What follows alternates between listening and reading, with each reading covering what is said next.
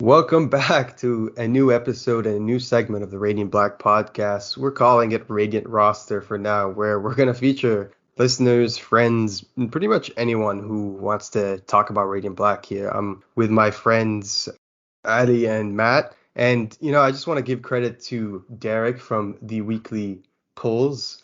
I watched his podcast with Tevin recently, the Weekly Pulls podcast, which I highly recommend checking out.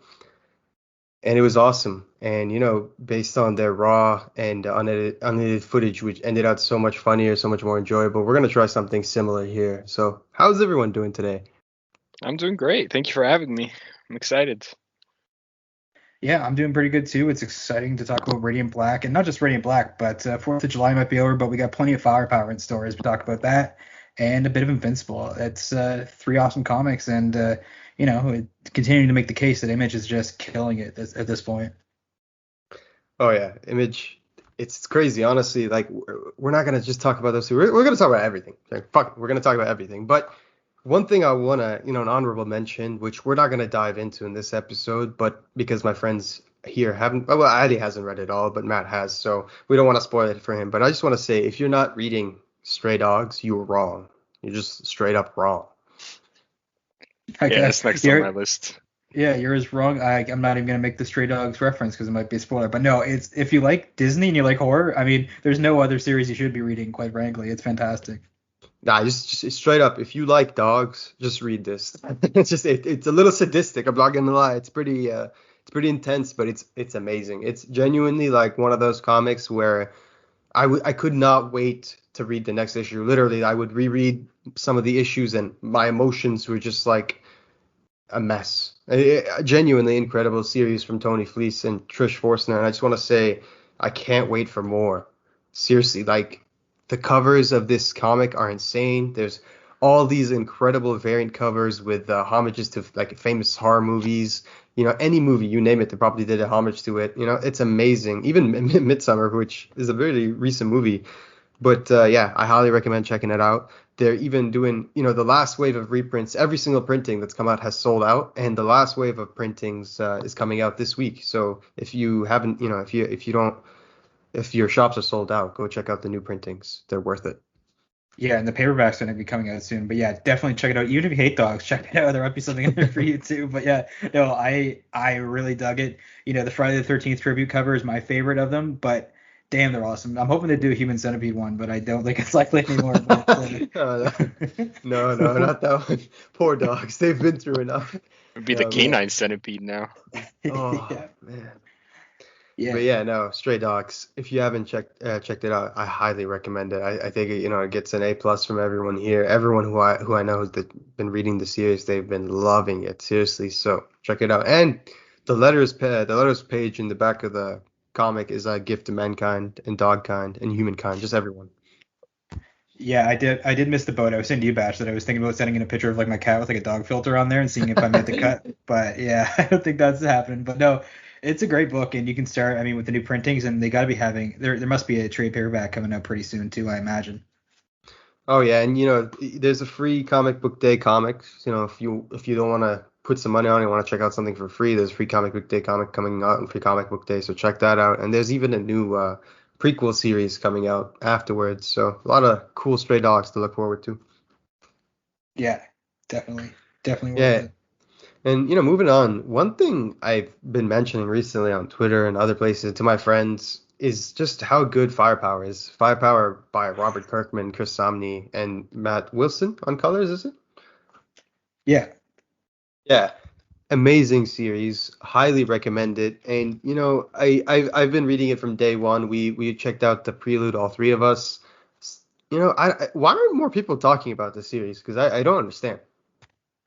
That's a good question. I mean, you pitched this idea of talking Firepower, and I was down, but I think that, I don't know, like it's hard to like, with new series, sometimes it's hard to get people attached or talking about them and get press, but I don't know, even with Kirkman's success with Invincible and The Walking Dead, a lot of people sleep on his other books. Yeah, I don't know. I love this since the moment I picked it up. Like even that first few panels when he's just walking, there's like no dialogue for like 10, 12 pages, but it's just walking through the snow, going up the mountain. That alone just hooked me on. Yeah, the prelude is fantastic. If you're not hooked by the prelude, you probably won't like the rest of the series. But Yeah, it was masterfully done. Definitely check that out if you get the chance. Yeah, don't be that person that's just like, oh, I read, number one, I didn't like it. Well, you have to read the prelude. It's weird. It's one of those things where I'm not sure. I can't remember because I did get these all as they were coming out, and I remember the releases were weird because they released the trade paperback, the prelude, that one being the prelude, and then the Firepower number one free comic book day version on the same day, I think, or the same time. So it was really awkward. And then number one proper came out like at a different time. So there was like two different versions of number one. And yeah, so for those of you who are like, I checked it out, I read number one, check out the prelude. It really is necessary. Honestly, it's critical to the whole story, and it's honestly not the same I mean, because it creates the world, right? Like it fleshes yep, out the whole world building. it's the entire origin. Yeah. Like everything, yeah, like the first appearance, all the origin, everything important happens in the prelude, and then it feels like Firepower number one picks up from there. It's not like a Invincible situation where like he's in one panel of Noble Causes 3 and then he's an Invincible number one proper and that's his origin. This is completely different like kind of scenario here where the prelude very much is the origin of the character and many of the characters in fact. I couldn't imagine reading it that way, just reading number one and moving forward, because the prelude is crucial to the rest of the story. I know, it's weird. It's just like, it's so weird. It's you'd think, because like I don't, on the one hand, I don't really blame readers for like thinking, oh, I could just pick up a number one and go from there, because normally that's how comic books are. That's how pretty much everything in media is. But so that was a weird choice with the prelude. But no, if you've read number one and you didn't like it and you haven't checked out the prelude, I really recommend checking it out. Yeah, definitely. It's super fun. Like I love these characters. Like Owen's a great protagonist. He's super likable, and they show him struggle, and you get to you hear about why he's so awesome. He's like training his whole life. We're not gonna. I mean, we are gonna get spoilery for Firepower. So here's Everything, your warning. all spoilers. Yeah. Spoilers everywhere. Yeah. I mean, it honestly wouldn't even make sense. Like I read the first like few pages of number one, and I didn't understand what was happening. Then I found out about the preludes, and then that's what actually like got me attached to the series. Yeah, don't let the prelude elude you guys. Definitely check that out because it's masterful. You get the intro to everything. Like it's basically like chapter one. Like it's on like the unofficial volume one, really. Oh yeah. Don't elude the prelude. Anyway, wordplay. That's what we do here. But Firepower. One thing I think is so amazing in this series, and it's kind of similar in Invincible, is like we talk about how, and not to discredit Corey Walker, but we talk about how reading Invincible, it's not just the journey of seeing the character Mark and his family and those around him grow and change, and there's a lot of that, but it's also watching Kirkman as a writer and a human being like evolve through, like you literally see him mature in his writing, but you also see that in Ryan Ottley's artwork because we've been graced with his artwork for most of the series. And in this series, it feels like it's just effective a marriage of artist and writer. Like Chris Samnee is incredible. Like genuinely, I feel like normally in a Kirkman book, the dialogue does most of the talking. And if you've read a Kirkman book, you know exactly what I mean. There's a lot of dialogue. It's always intelligent dialogue. There's a lot of purpose to it. But in this story, you have less dialogue. It's still there. There's still a decent amount. But my God, the artwork really does the talking. I love Sammy's artwork. Like, I'm not going to call it simplistic, but like, there's no lines that are there that don't need to be, and it's just, it feels so nice. Like I can picture it in motion. It's just really well done. Yeah, I don't think simplistic is the word either, but it definitely like, I don't know, it like comes out of the pages, It feels like an animated show, like genuinely. Yeah. Like you're watching it, but you're reading it. It's a weird sensation. Like it's so smooth. You know what I mean? Like it plays out like you're watching something, and the artwork, like it really conveys a lot of emotions effectively. Sometimes with some, sometimes you want more from a certain spread other than just action or seeing someone like decapitate someone. Sometimes you want to see it like convey certain emotions. And here, like Ali said earlier, like the first 12 pages of the prelude, there's no words. There's literally no dialogue. There are no words at all. It's just all just scenes. And there's so many emotions being conveyed in those scenes. And I think one of my favorite scenes in the whole prelude is the one where the butterfly saves his life. Yeah. And it comes back too. They come back to the butterfly multiple times. Right, no one ever suspects the butterfly. Yeah. So the butterfly seems like the best wingman there is, if you know what I mean. Yeah, leading you to where you need to go. I can't find it. What's the sensei's name? Like the guy with the hat. Waylon? Waylon? Waylon, if he's like the main guy that Owen Yeah, like meets. Mr. Miyagi. Yeah, Yeah, the one with the Waylon. Jordans. Yeah, Waylon is my favorite character in this so far. Like he's just got so much character and stuff like that. It just pours out of him. He's got like the Nikes on. He's got the hat. He's asking for bubble gum. Like I love it. It's like I love like the not so serious sensei. Like I love Master Roshi, that kind of stuff. Where you're like, wow, this guy's super wise, but he's not exactly the most like mature or whatever all the time. I love that. Dude, I like you said it. Plus, not to mention like one of my favorite scenes as well. I'm gonna say one of my favorite scenes a lot. So you want to take a shot every time I do that? Feel free. You're gonna be very happy by the end of this podcast. But one of my favorite scenes in this book is the scene or the panel where him and Owen, basically he meets Owen for the first time. He's like, "What did you bring me?" And you see him, he grabs his iPod, sorry, and everything. He takes his bubble gum. But then he's like, "Show me what you got." And he's just like, "Oh yeah, who taught you this? Oh yeah, this guy, I taught him that. Oh yeah, him, I taught the guy who taught him that." So he's just like, "Yeah, dude, I've been everywhere, basically. Like everyone who taught you, that was me." And I was just like, "Damn, that's how you know this guy is badass." It shows how trained Owen is, but it also shows how many steps above Wei Lun is. So it's an awesome scene that like works on so many levels. Yep, yet another reason to read the preludes. Yeah, and just the use of colors too. Like I like it how it's just like you're in like what is it, like Nepal? They're in like the mountains and it's all snowing, and then you see like little touches like the fire, just a little bit of like orange and red and stuff like that. Just it's such a nice little setting. And then when you finally get to the Temple of the Flaming Fist, it's like the whole world opens up and you get so many new colors and new visuals. It's an awesome series. Yeah, and I think we got to give more credit to Matt Wilson's colors because he really sets the tone in every single issue. Like his colors complement Somni's artwork to perfection. When they're trying to convey emotions, it's not just the beautiful artwork from Somni showing the characters, being emotional, showing them with a lot of action, but it's also the colors. You see, like every time they shift from a certain scene or an area to another, you see the mood change, and a lot of that comes from the colors. Like in some of the later issues when they're sitting at the dawns before they go fighting the wars, you could see that, the sun's out. It's a very beautiful orange, and it just sets this amazing mood. Yeah, for sure. I can't wait until like even they do like a movie. Like I think Tilda Swinton is already like pencil marked for playing Wei Lun. I think that'd be perfect. Oh yeah. I wouldn't mind though. I actually do like her ancient one. The most important thing is who's gonna play Peanut Butter. Like that's what we really gotta know. Oh yeah. We need a classically trained canine actor. Like no questions asked. They need to be perfect for the role, perfect to like snarf on whatever. You need to know how to dodge fireballs, of course. Oh, exactly. But no, I can see it if it does get adapted. I can definitely see an animated series for, because like God forbid it ends up on the CW and it's like. Oh no, please. No, it's almost like in the same way that we saw Cory Walker's artwork translate onto this screen for the Invincible animated show. I feel like Chris Samnee's artwork is almost made for animation. Seriously, like it looks perfect. Yeah, just if you take that same style and just make models of it and animate it, I think you're in for a classic. It'd be pretty sweet. Oh yeah.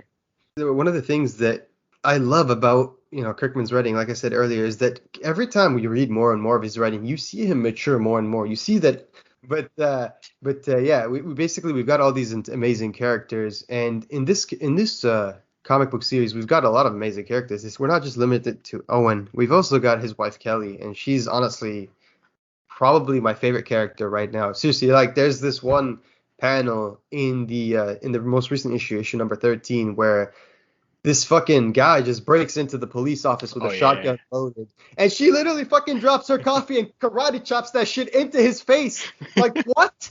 What? No, seriously, like what? Okay, now that's she's a badass. No, she's badass as hell. She's like literally high-fiving what's his name, her partner, and going like we're karate cops and everything. Man, like she's the most badass character in this comic book for me. No, I like Kelly. Kelly's great. I really like her character, and it's tragic to where it's going to go, right? Because we know that we got a reverse Eve situation here. A reverse Eve situation. Yeah.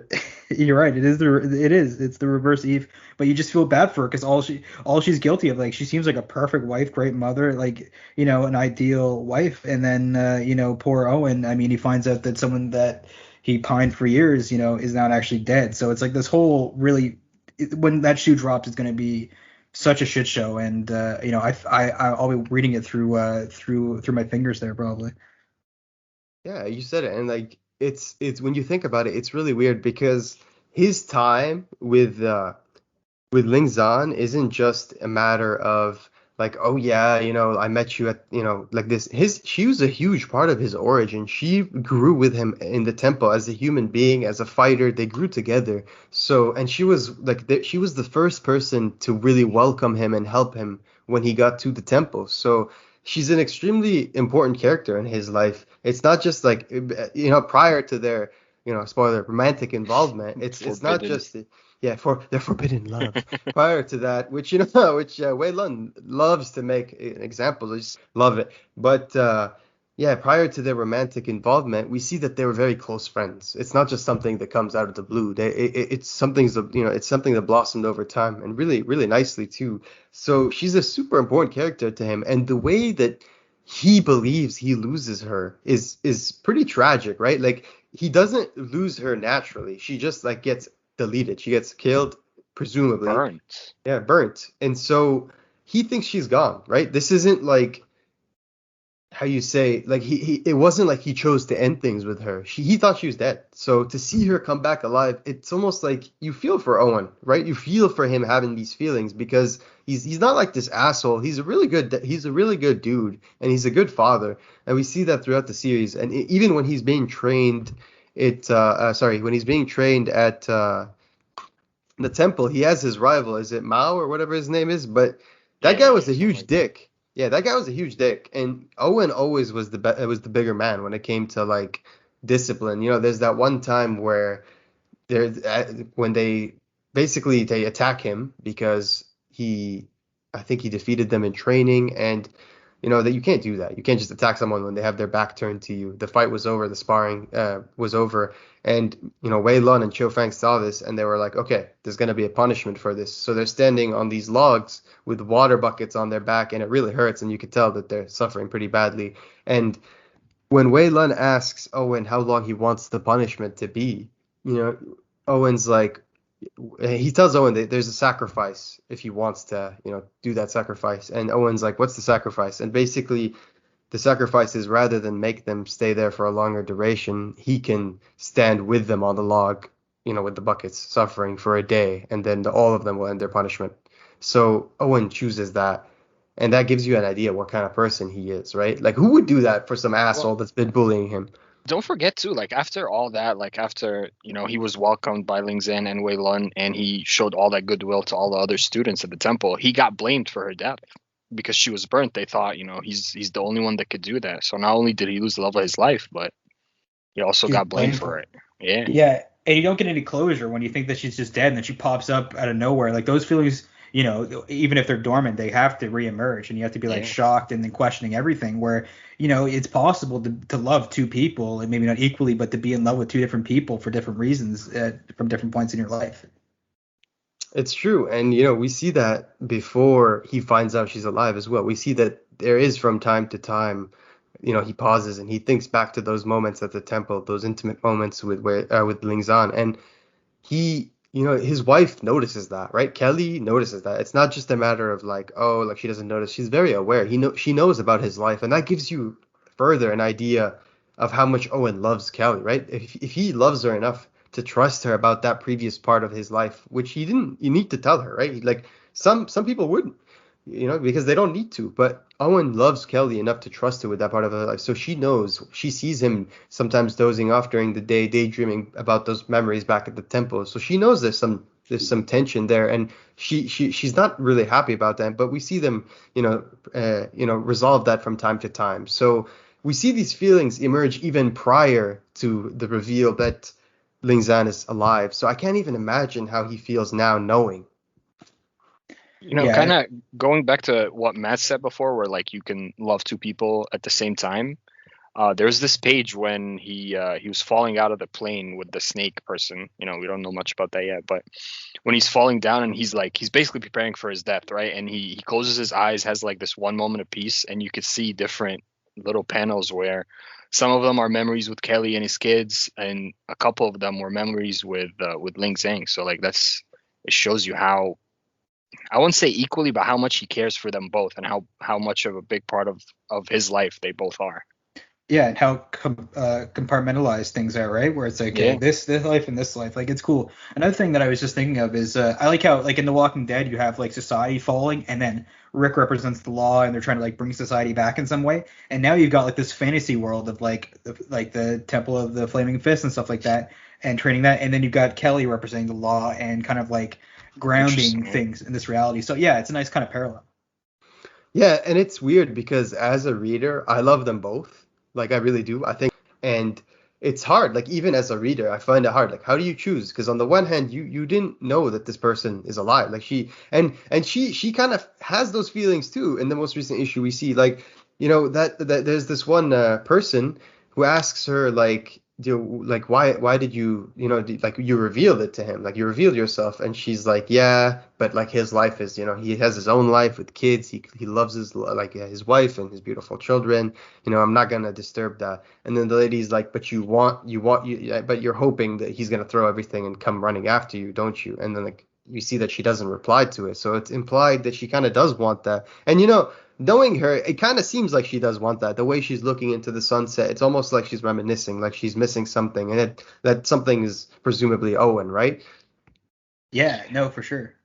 Yeah, I think she does. I don't have any favorites yet, though. I don't know who I'm rooting for in this love triangle. That's the thing, because I love them both. Like Kelly is badass. Like she's an amazing mom, super badass person. Like she's a cop, a really good cop. She knows how to do some fucking kung fu. And we look at what's her name, Ling Zhen. Ling Zhen's like the sweetest person. Like she was there for Owen since the very start. She was nice to him. She made him some goddamn rice when no one else would. Like come on, remember that with her bare hands? She literally like cooked that shit with the fireball. That was amazing. That was like one of my favorite panels too in the prelude. Again, I did it. One of my favorite panels in the prelude. Seriously, she's like, that was so cool. That was such a good, like, I remember telling Matt this the first time we read it. I was like, that's such a good way, like a cool creative way to convey their superpowers or their fireball powers. Just like I could like microwave rice. Yeah, like straight up. Like that was so cool. So yeah, no, they have something tight there, and it comes from a place of like you have to think about Owen.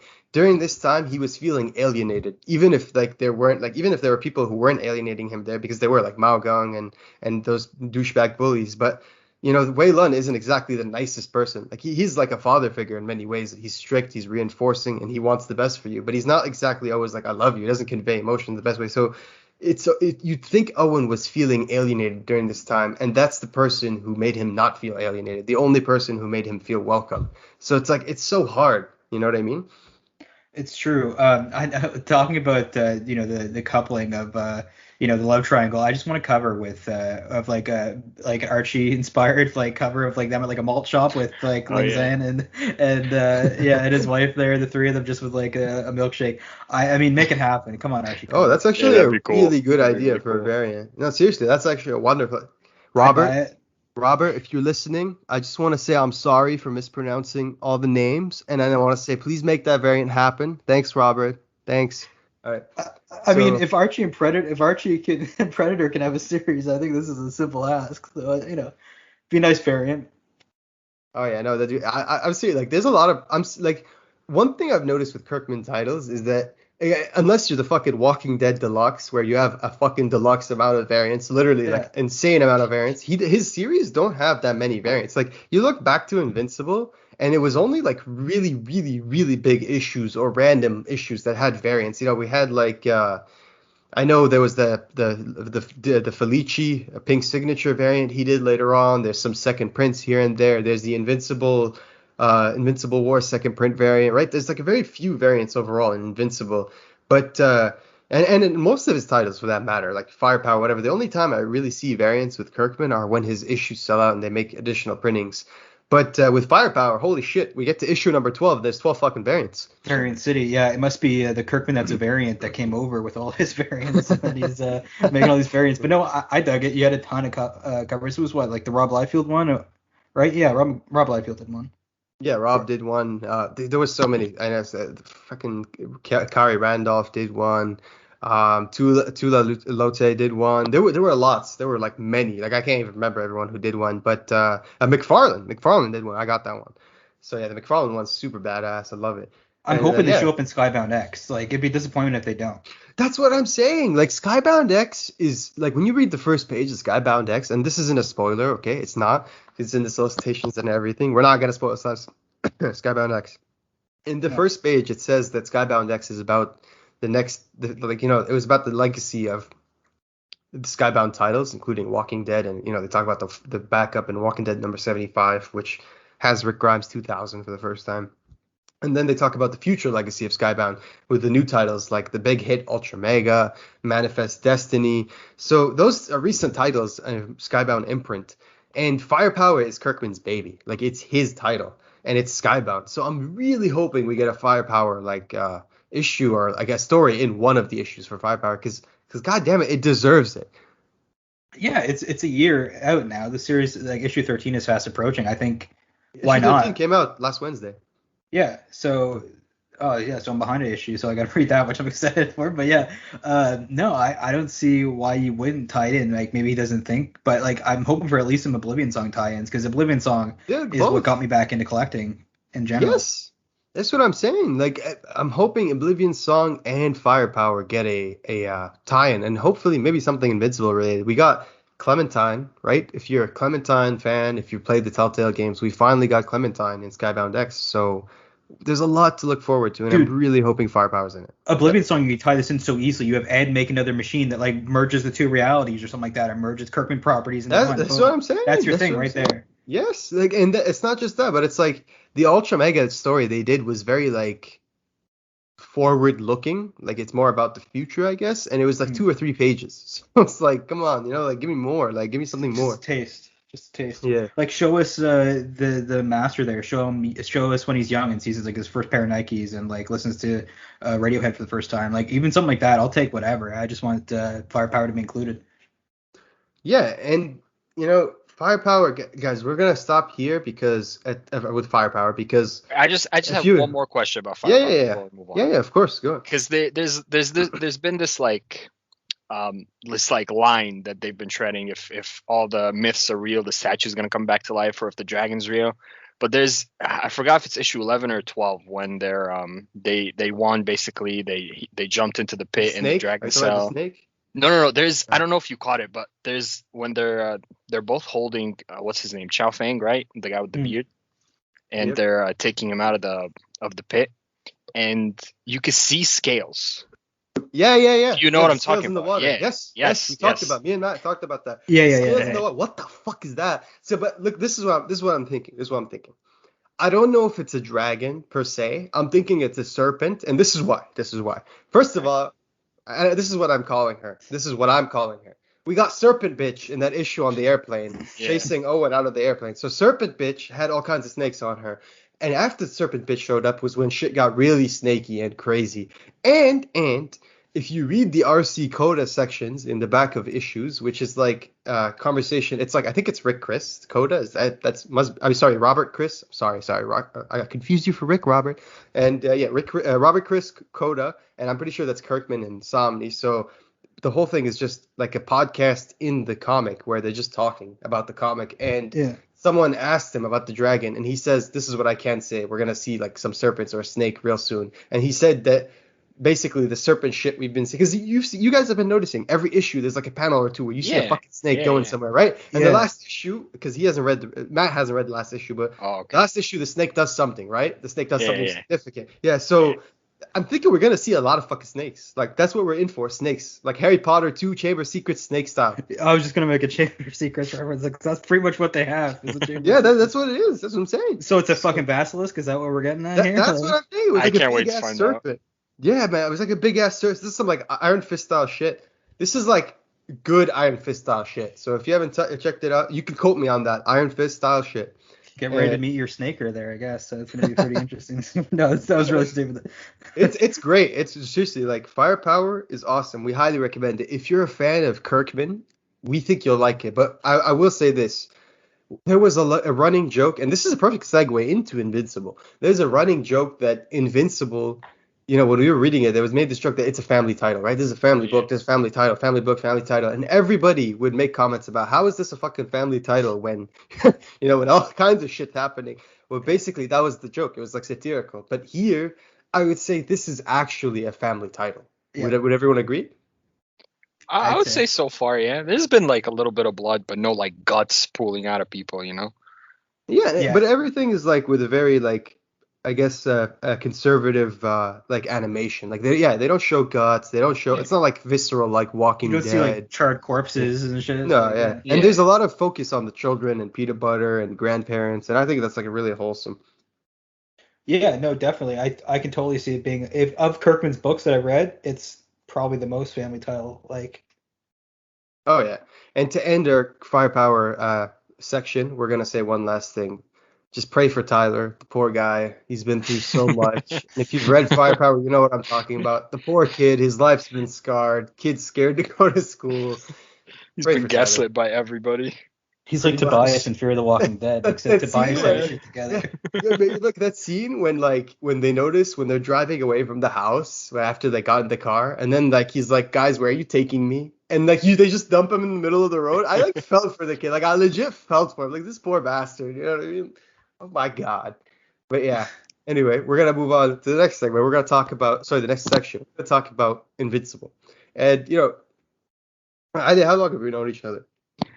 Probably half our lives, at least a I thought decade. we've been friends a long time, and I've been telling you, we've read comics for a while now. We've read a lot of Spider-Man growing up, a lot of Batman, a lot of DC Marvel, right? We read a lot of DC Marvel, me and you growing up, but we didn't read a lot of indies.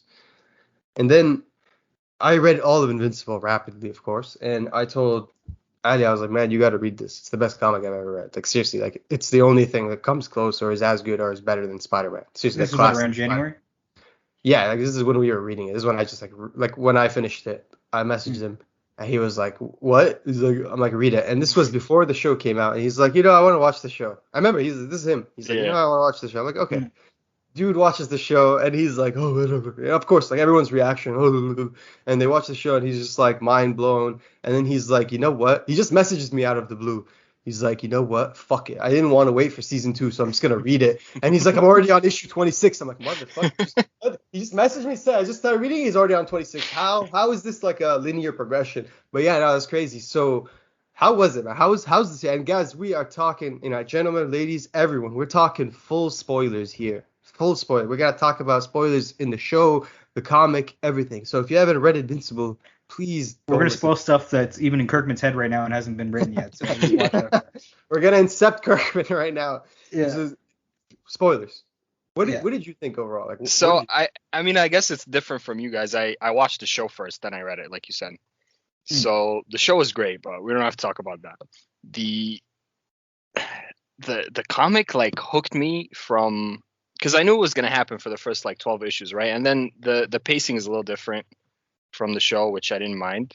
But I want to say when I got to like 30s, just everything, I couldn't stop reading. Like I would read literally 20 issues. I told you it was right around the time that you find out about Oliver. That's when shit gets really crazy. Yes. No, Like, exactly. It gets fucking crazy after that. Because people, I know what people who are watching the show. Some people are thinking. Some people who haven't read the comics, they're probably like, okay, like Omni-Man and reveal Darth Vader moment. Like, how do you top that? You can't top that. You can't top that. And I'm But like, imagine, Darth Vader goes to Like, you can't Kashyyyk, top that. And I and then remember we have Chewbacca kids. you can't top that. That's what I'm saying. It's like, bro, Invincible tops that multiple times. And this is what I told Ali, and I think we can largely agree. I was like, there's 2 fights that after they happen, not just in the comic, but in TV, they're never going to be forgotten. There's like some Dragon Ball Z, some like, the most memorable fights of all time kind of shit. Yeah. And it's going to be Battle Beast versus Thrag, and Yep, then I knew you were gonna say Thrag that. versus Invincible. Like those Not 2 just that. fights. Oh, yeah, and the Conquest Invincible fight as well. So Oh there's 3. yeah. The Conquest Invincible fight, he was still like it's a memorable one, but in terms of raw, just pure action, he just gets his his ass handed to him, right? Like he just gets deleted. But like Yeah, but then he hands his then face. he to does the other guy, headbutt, so right? he's Yeah, dead. He does, I know it's epic, but like the Thrag, like Invincible and the Battle, like first of all, the Battle Beast Thrag fight last fucking That days. one alone was great. That one I was want like that to last so like half a issues. season. Do you remember the feeling of like we're reading like Invincible, and I remember telling you guys this. I was like, man, the fucking monster girl thing got me hooked. Like the whole origin with her, not the origin, but I guess what What are they happened doing with the her and Flaxes, Rex. Yeah, with the Oh Flax. my Like I was literally, it was like crack for me. I was like, I gotta know what happened. I gotta know what happened. What the fuck happened? Stop teasing me, Kermit. What the fuck happened? And then we get to the part where it's like we transition from that to the next storyline, and part of it is Thrag and Battle Beast like fighting, right? And then the other part's focusing on Terra and everything that's happening with Mark and everyone when they move to Telesphia or whatever it's called. So, man, I remember just like reading the issues rapid lightning speed just to get to those Thrag and Battle Beast like panels where I'm just like, what the fuck is happening? Who's winning? Who's winning? You know what I mean? Like when you're watching a game or a sport and you gotta really go like pee or something, but you really want to continue watching. It's like super intense. That's how I felt with like Battle Beast Thrag. I was just like, man, like I gotta see what happens now. Like, this shit is insane. You know, I think that's what really got me hooked on Invincible too. Like you said, we used to read a lot of Spider-Man, DC, like very mainstream stuff. They had supporting characters, but they never really got me super hooked into their lives that I wanted to know what was happening to people other than Mark, other than like Viltrumites. Like I was super interested in, like you said, that whole Flaxen arc when they went in there and lasted years, 700 hundreds years of or years. something, Yeah, yeah. like hundreds of years. That alone could have been its own series, you know? Like it's insane. It's Yeah. insane. And you get things like Terra, where Terra is introduced so briefly, but she makes such a huge impact on the series. Like you feel like holy shit, she's been there for so much longer than she has because she's such a good character. Yeah. That's definitely something I would maybe want to see in the future if they do like a series about Terra or That's what I've expand been on her saying. story more. Just do a new comic with Terra as Invincible. Yeah. Yeah, I can see that happening so easily. I'm surprised it hasn't been announced yet. But as Invincible continues to pop off, it got nominated for like best animated show of the year by some website or something. I know I saw Mara tweet about that. I didn't follow up, but it was up there with like With the Animaniacs, Bob's Harley Quinn. Burgers and Yeah, Bob's Maniacs, Burgers, yeah, that one. Yeah, or yeah, something like yeah. yeah. So this show's been received massively well. So I can't see why you wouldn't want to go back and do that. I know Kirkman's got a lot of he's juggling a lot of balls right now, but at any point he could give us A the lot of Terror comic. fireballs.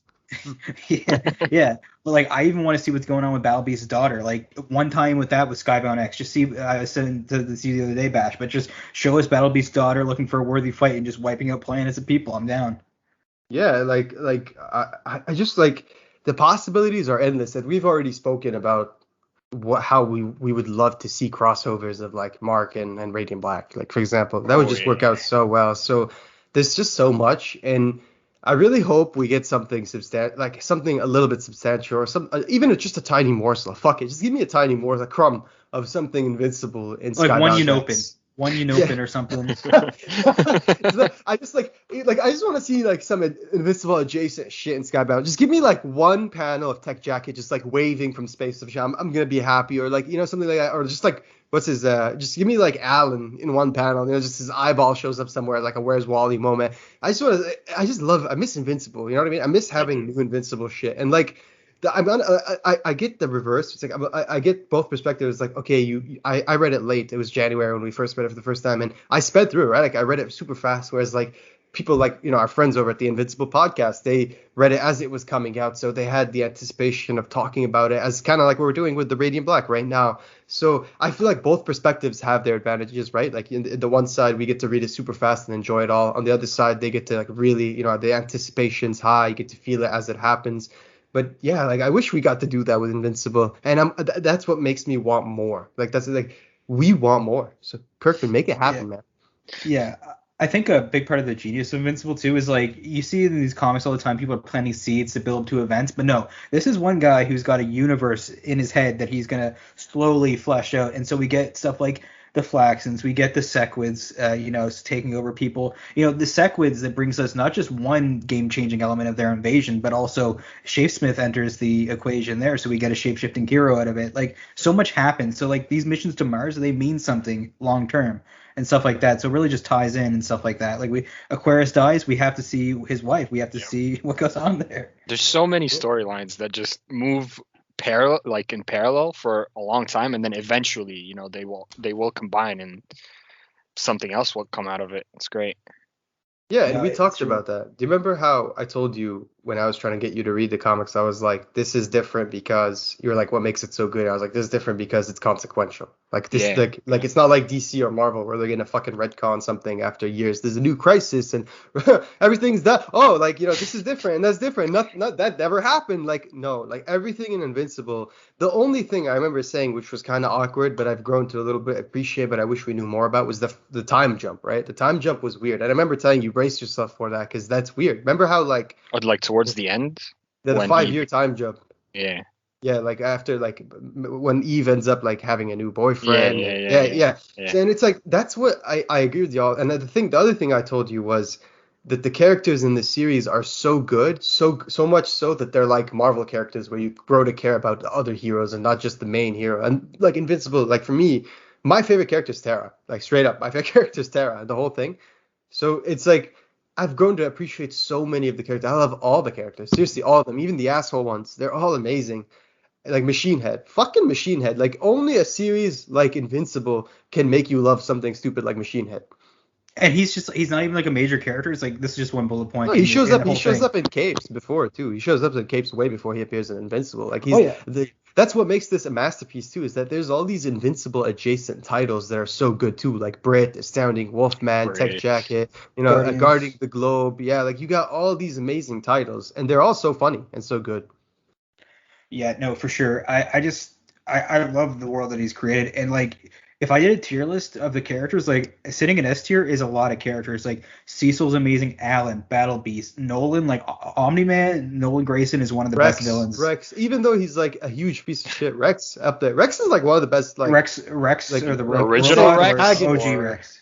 No, like just overall, just Rex. Like like Robot Rex. That's the one I'm talking about. Yeah, Rex Robot, Explode, both of them. We're talking about Rex Explode and Rex. Like Robot Rex is one of the best antagonists in comics, in my opinion. Like he's just such a motherfucker. He's such a motherfucker. Like he's such a like justify in a lot of ways. I don't want to say justify. That's kind of wrong. But like you know what I mean.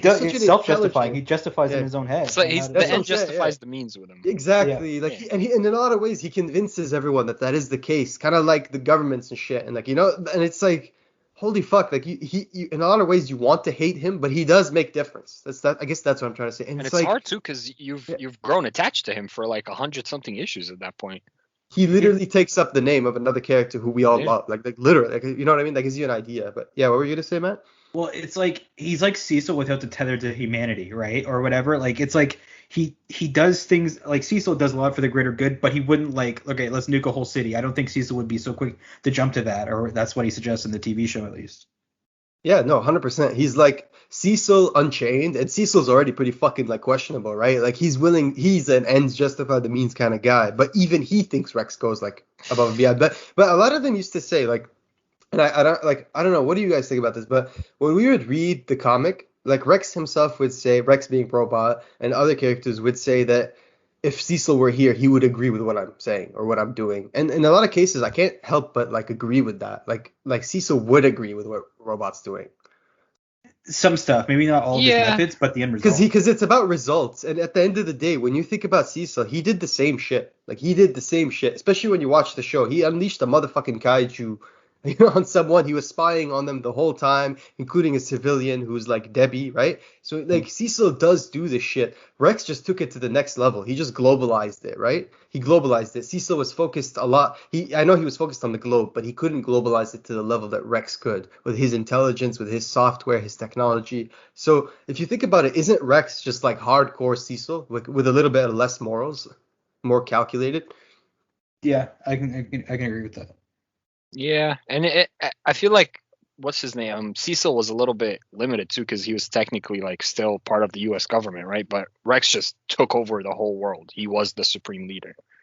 Yeah, and then we got Freddie Mercury and Thrag, and this is one thing I just want to clarify. Batman, like part of the big appeal of characters like Batman and Spider-Man that really puts them in the revered, exalted status above all the other heroes that are like considered A A tier, B tier, whatever? Why are like Batman and Spider-Man S tier, for example, just to name two amongst others? It's because not only are they amazing characters with an amazing ensemble around them of superheroes like the Bat Family or the Spider Family or the Spider-Verse that emerged out of Spider-Man, but Spider-Man and Batman have the most iconic villains in pop culture. And that's another reason people love them. They love their villains. Having a good superhero also means having good like villains, right? Good Yeah. antagonists. There's And a reason the Joker Invincible. is as big as he Yeah. is. Yeah. Exactly. Joker or Venom, for example. Venom's huge. He's spun off into being his own character. He has his own comic. He has his own movies.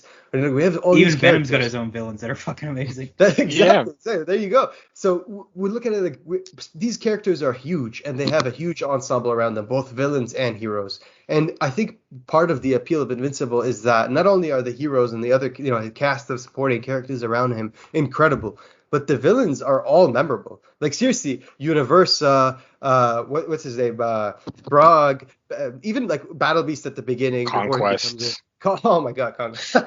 Yeah. Conquest. Tether I can't wait for Tyrant, people to see Conquest. Powerplex. Powerplex is a really good one. What's his name? Seismic, Doc Seismic, and Yeah. Doc Seismic is kind of like one of his arch rivals, right? Kind of like and what's his Angstrom, name? Levy, baby. Angstrom is the Levy. Green Goblin. Angstrom is the Green Goblin to his Spider-Man. I don't care. I can't wait. Angstrom's the Norman Osborn, man. 100%.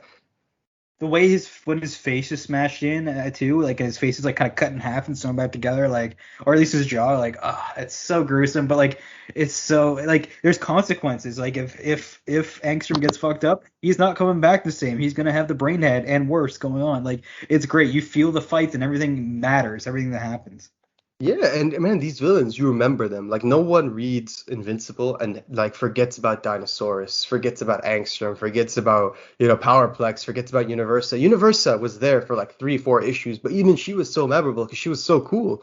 So it's like all these villains were incredible. All of them were It's seriously like genuinely Perpetua's memorable. niece. And they all Yeah. have their own story too. Like they all have their own thing going on apart from their relationship to like Invincible or other like heroic characters, Like the Mauler twins, they have their own, I don't want to say side story, but they have their own like thing they're doing throughout the whole series.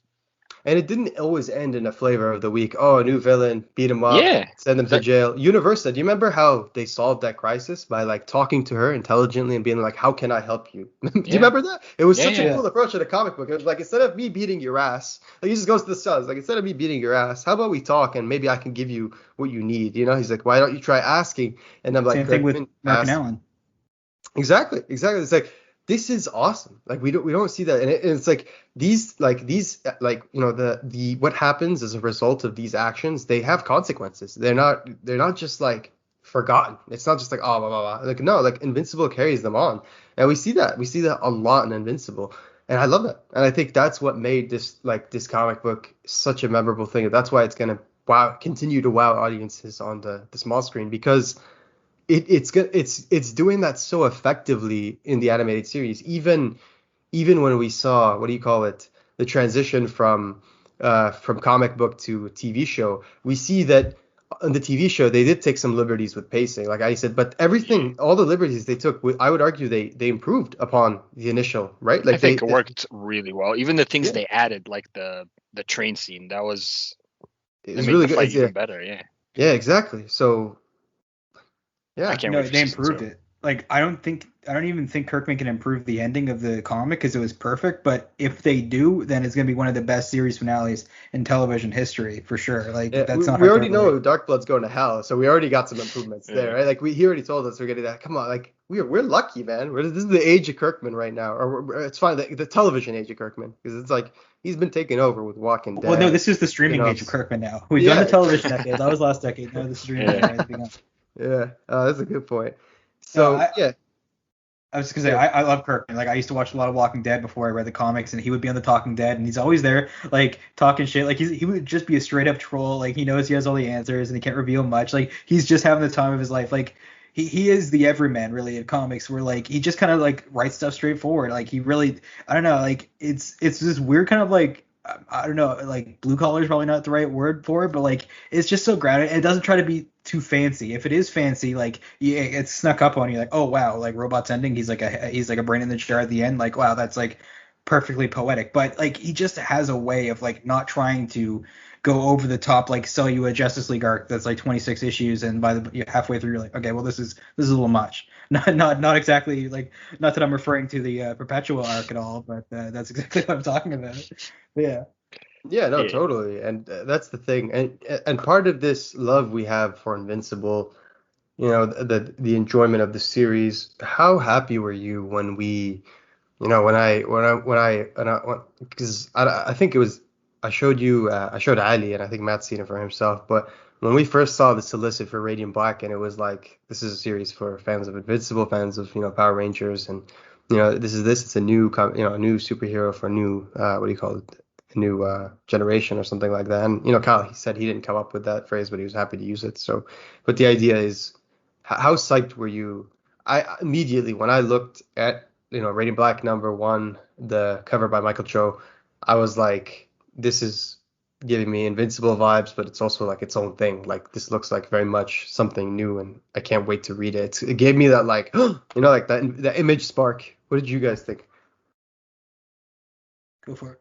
I mean, I would say that it's hard for me to get hooked on certain things. Like, I can't really quantify it, but Invincible definitely did it for me, and like back in the day, Spider-Man did it for me, and Radiant Black easily did it. Like within the first issue, I felt really attached to the characters. I wanted to learn more about the universe. I guess that's what it is. Like, when you leave me wanting more, that's when I just can't, like, I can't wait for the next one to come. I can't wait to learn more about what's going to happen to people, the world. I love that. Yeah, no, for sure. I mean, I spoke about the first issue a few times on this podcast, but yeah, I enjoyed the first issue quite a bit. And with comics, it's hard, like waiting a month in between issues and stuff like that. I really did enjoy it. I mean, the writing hit close to home, with like the being a writer and all that kind of stuff. So like it felt like, it felt pretty personal and stuff like that. And I enjoyed it. Like, I think that Higgins nails the dynamic of like two friends, and like, we're in that era of like, mid 20s and stuff like that. So it kind of is perfectly suited to where we're at in life and stuff. But no, it's super sweet. The costume design is really sweet. Like, it's cool sci-fi mixed with, the modern superhero tale. Like, what's not to love? So yeah, I loved it. And going back and reading it now with, the later material, it's only improved. They only like it more. So I think it ages really well. And yeah, I love the first issue, and I think 4 and 5 actually just dial it up to like the next level. But it's a hell of a series. Yeah, 4 and 5 took it to a next level. I can't, like, that's the thing. Can it even get higher at this point? I'm sure it can. I can't wait. Yeah, Higgins fucking with us, man. Higgins 100% mind fucked me. Higgins mind fucked me. I'm telling you, like I'm 100% convinced that's what he's doing. Because I'm on Twitter, and I'm like, I'm on Twitter. Obviously, I'm active on Twitter. I host of the Radiant Black podcast with Matt. We're both co-hosts, and we have, he's running the Radiant Black Twitter. I'm running my own Twitter. We have the Radiant Black Discord running. If we'll put a link up somewhere with this episode. So if you haven't checked it out, check it out. Lots of cool stuff happening on Radiant Black Discord. Higgins is in it. A lot of creators. Igor Monti. We got Marcelo Costa. Becca's in it. Becca Carey. Yeah, Michael Basudo. Everyone's in it. So if you want to come, enjoy, have a good time, talk Radiant Black, talk other Toku stuff. People talk all kinds of shit in there. We get talk comics, music, all kinds of shit. Come enjoy it. Just be respectful. Everyone's welcome. But yeah, we talk about Radiant Black with Higgins, and I'm convinced he's mind fucking us, because on the one hand, I'm trying to like meta think this bitch. I'm trying to be like, okay, what is he trying to do here? Because like, obviously now, by being on Twitter, he's revealing certain things. He's like, okay, this is what like issue 6 is gonna be called, right? Like Red, or this is like an extra panel that's not on the solicits, or awesome stuff. And I'm like, I'm pretty sure, because he reads the messages. I don't know if he reads them all, but I'm pretty sure he reads some of them. And if you go to the latest issue discussion, he could just read whatever the fuck we're theorizing and then mind fuck us anyway, right? Like, he could just go, oh yeah, you're thinking that? Well, here you go. It's like straight up, like, he could just read that and be like, nope, I'm just gonna change that. And I feel it's kind of like beneficial, right? Like, you can get an idea of where the theories are going and what people are thinking. You can check the pulse of the community. Yeah, like, do you remember, like, Donny Cates did something similar, right? Initially, I don't know if anyone knows this, but Cates said this himself. He said that the Venom that was supposed to end his run and become Venom was Miles. Miles was supposed to become Venom at the end of the run. But, like, they couldn't go that route. So they had Dylan become Venom. Spoiler alert. I'm sorry. Dylan became Venom. Although it's been weeks at this point, so it's out there. And, Donnie changed a few things in some of the recent Venom issues where people figured out what happened before it came out, so he made some changes. And like in this case, Higgins has that like gift, right? He can just see what we're thinking, and he can, if someone's guessed something right, he could probably tweak it a little bit. So at least that's another thing that lets you know that he's always gonna have a surprise. Nobody's been able, like you guys have heard everyone's heard our episodes, right? Everyone who listens to this podcast has heard our episodes. They've heard what theories we have, and they know what we're thinking. And so far, we're always wrong, and it's lovely. Seriously, it's a good thing because we never know what the fuck is happening. When was the last time you could read a comic book, other than Invincible, of course, and you could be genuinely surprised? Like the solicits don't spoil shit. You're just genuinely surprised at what's happening the next issue. If the solicits do spoil shit, they'll go out of their way to say, "Hey guys, watch out for solicits for issue 7." Yeah, it's my fuck. It's my fuck. Do you remember the solicits for issue 5? The pages they put in the solicits were like from halfway through the book. So like, yeah, normally they're from the start, right? The first 2 or 3 pages. Those were from like 3/4 into the book. So it's like a mind fuck. He knows what he's doing. The whole thing so far is like mindfuck after mindfuck. You lose the main character in like what, issue 3 it was? The Radiant Black changes. It's like the person I've been attached to so far that I'm gonna think is gonna be like the main character of the series. Like boom, he's gone. It's like the hook is the first 3 issues. That's the fishing line, right? It's trying to hook all the fishes in, right? And then by issue 4, it's like ha ha, like straight up just everyone gets fucked. And I'm just like, man, like I remember me and Matt were shocked because we're like, we just got invested into these characters. We've really grown to talk about and love Nathan, and now he's just gone. Like he's gone. He's a vegetable right now. It's up to Kathy to become the new Radiant Black and then save the day. But one thing you mentioned with all the theory talk and how Higgins can check out all the theories. See, that's why I have a new extra secret theories channel where we just talk in Morse code. And good luck finding that. So we'll see if we can catch on that. But no, it's subverting your expectations in the best way, right? Like it's in ways that aren't like depressing. I'm not even gonna, I'm not gonna get into other subversions of expectations, but I think it's perfect where it's something you never even considered, and it's like, oh shit, that's where we're going. We're really doing this now. And there's like, oh wait, we're gonna get 2 Radiants now out of the blue, like literally out of a portal, and we have 2 Radiants now. We have portal tech. Like I'm looking forward to seeing where you have freaking you have Marshall like use gravity to control a car, and then she opens up a portal, Radiant Pink, and then it drops right on their head and shit. Like, oh, there's so much cool combo shit we can do. That's what I'm saying. Like, it's wild, and the thing is, it's almost similar to like, remember Invincible and reading Invincible, and we're like, we find out for the first time there's a coalition of planets. And you're like, holy shit.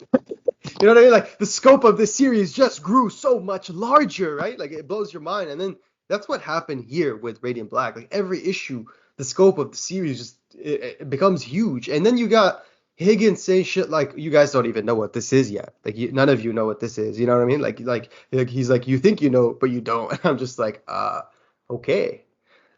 Yeah, you see him and Basuto sitting on their wealth of answers there, just smiling and like kind of chuckling and joking about stuff that they may or may not do. They joke about every 4 issues they kill the main character and stuff like that. They're gleefully laughing as we just wait to see what they do next. They're in George R. Martin territory now, where it's like, just wait, don't fall in love with that character or whatever. Nobody's safe. There are no rules. No, yeah. Michael, I just want to give a shout out to Michael Basuto. He's an MVP of this whole Radiant Black. I just love Michael. I think he's amazing. He's always hilarious. He brings an amazing presence to the screen and to the podcast. Every time he's talking, I love it. And just shout out Michael. Thank you, man. Yeah, and he hosts the Ranger Danger podcast. So if you're a Power Rangers fan, definitely fire that every week. Every week they've done like 700 something episodes now or something like that. Every week they have it uploaded on time. Check it out if you're a fan of the Power Rangers. Yeah, definitely. So Basuto's fantastic. The whole team is great, and it's really cool to see them interact in the Discord. Like if you're a fan of the podcast, you owe it to yourself to join that Discord. Yeah, Bash said he's going to put up a link, but like it's amazing. There's like 100 or so members now. Sometimes you'll see exclusive stuff, exclusive preview kind of stuff. So definitely hop in there for some fun discussion with like-minded people. Yeah, and I just want to say, like, Radiant Black, it's just, even the vibes from the suit, and we talked about this before, like seeing how the suit is kind of similar to the Invincible in some ways. It has that aesthetic, but it's also very much its own. And speaking of, Matt and I, we have something exciting in the works. Some really exciting art for the podcast in the works. And I can't wait to show it off. I don't want to spoil anything yet, but let's just say we're super, super excited to show everyone. Yeah, it should be ready to go for the next issue of the podcast when we talk issue 6. 6, yeah. That's when we'll reveal it. It's really cool. It's Bash's idea. It's we went with an artist, Katie McDonald, who does some awesome artwork. She's done the artwork for all of my podcasts. She's really talented. I'm really excited to show you guys what she did. And if you're listening to this in retrospect, you can probably just look at your phone right now. But no, that's gonna be really sweet, and I'm excited to see it's for you guys to see it. Yeah, and I just want to say, how excited is everyone for Radiant Black 6? We're finally gonna get a look at Radiant Red, and my God, like, were you guys expecting it to be a woman?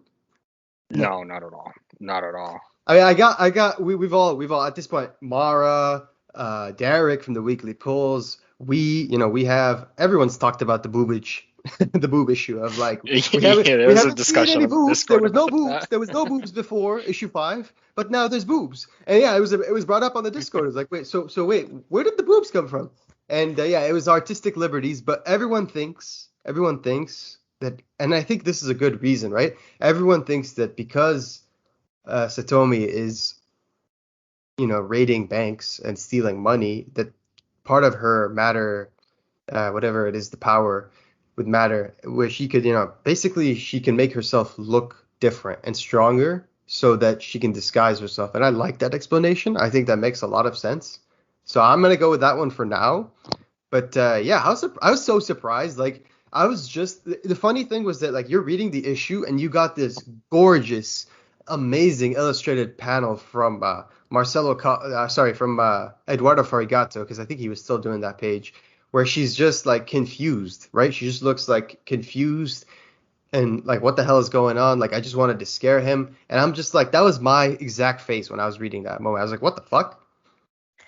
Yeah, I'm looking forward to it. I kind of want to see more of Radiant Pink and Radiant Yellow. It kind of, I'm. Well, we got their names. We got their names. Oh, we do? Yeah. What are they? Radiant Pink is Ava, and what was Radiant Yellow is Wendell. Okay, cool. I dig those names. Those are pretty sweet. So yeah, no, I didn't know about that. That's pretty sweet. They got their names. That's cool. I'm looking forward the to last seeing episode more Radio. Yeah, I still have to watch that. So yeah, I'll be watching that, and we'll probably talk about it on the next podcast. But yeah, no, I'm excited to see more of them. But Radiant Red's backstory, I think that's going to be good. I think people might be sleeping like, oh, I kind of want to see these other characters, but I think they'll do a really cool job with Radiant Red. And you had a theory about what they might do with Radiant Red, didn't you? Well, Mara pointed some things out. She's a fucking genius. I don't know if you haven't been following Mara. I believe at the Flannel Death on Twitter. Some really wonderful Crazy good eye for comic detail. book.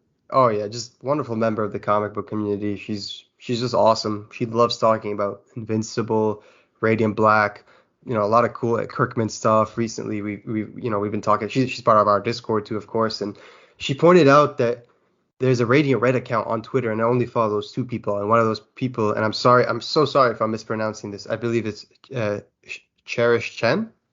Yeah, is that how? Yeah. So, and she's a co-writer on Radiant Black issue number 6, helping with Satomi's origin. So,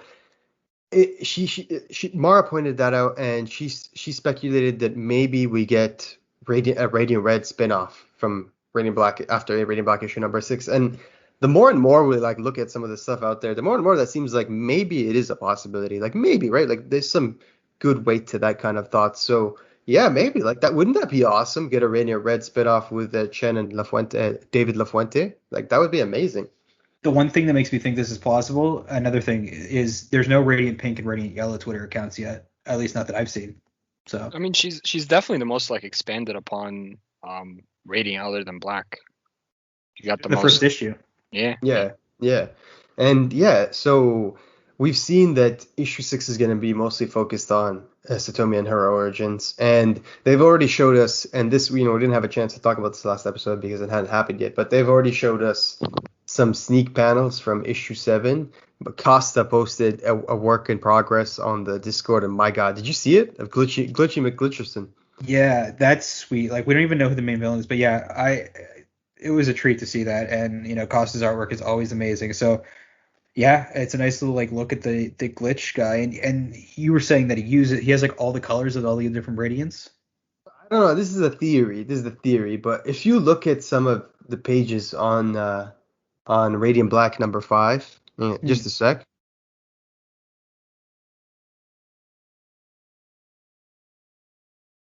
So yeah, I just grabbed my copy. If you look at some of the pages on Radiant Black number 5, specifically, if you look at the very last page, if you look at his right arm, sorry, his left arm, I guess, because he's facing us. His left arm is red, similar to the Mecha or the Hulkbuster mode that Radiant Red had earlier.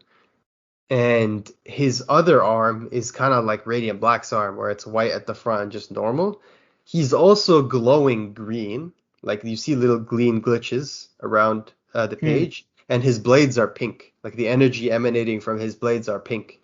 So, and his visor, he has a visor which is similar to Radiant Yellow, and the visor itself looks pinkish reddish in that image.